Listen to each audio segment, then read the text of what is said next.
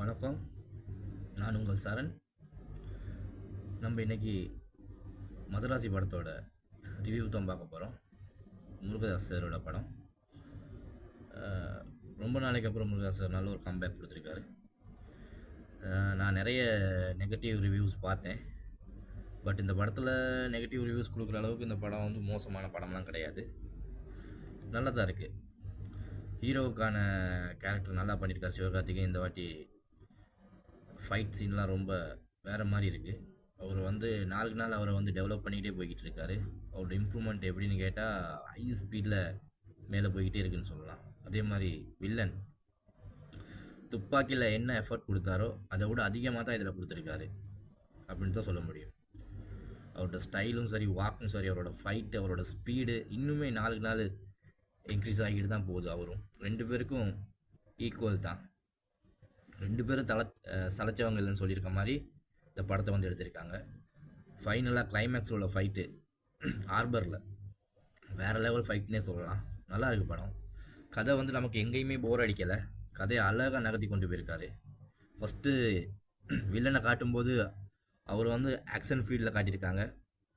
அவரோட ஆக்ஷன் ஃபீல்டை காட்டிட்டு அதே மாதிரி அவரை காட்டிட்டு அடுத்த சீன் கட் பண்ணி எடுக்கும்போது ஹீரோ வந்து ஒரு சாங்ஸில் காட்டுறாரு முருகதாஸ் சார். நல்லா இருக்குது படம்.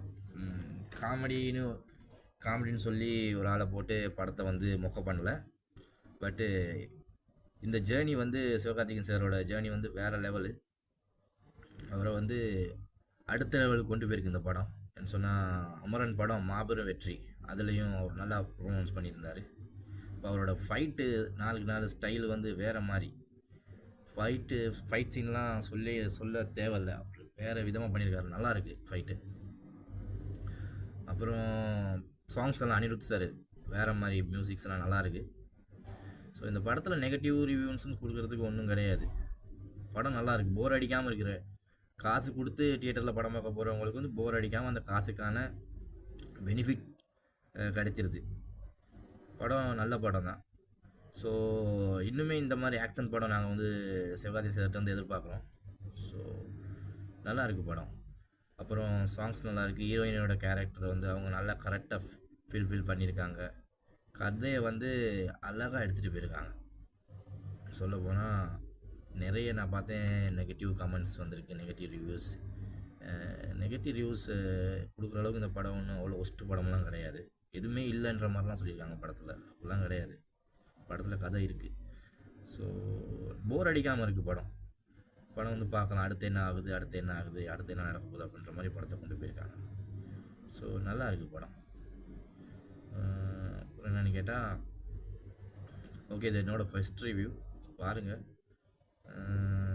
நிறைய மிஸ்டேக்ஸ்லாம் இருந்துச்சுன்னா நான் கமெண்ட் பண்ணுங்கள் என்னென்ன பண்ணணும் அப்படின்றது. ஓகே, சப்போர்ட் பண்ணுங்கள் சேனலுக்கு. சப்ஸ்கிரைப் பண்ணுங்கள், லைக் பண்ணுங்கள், ஷேர் பண்ணுங்கள். ஓகே, பார்க்கலாம். அடுத்த ரிவ்யூவில் நான் பார்க்குறேன். தேங்க்யூ.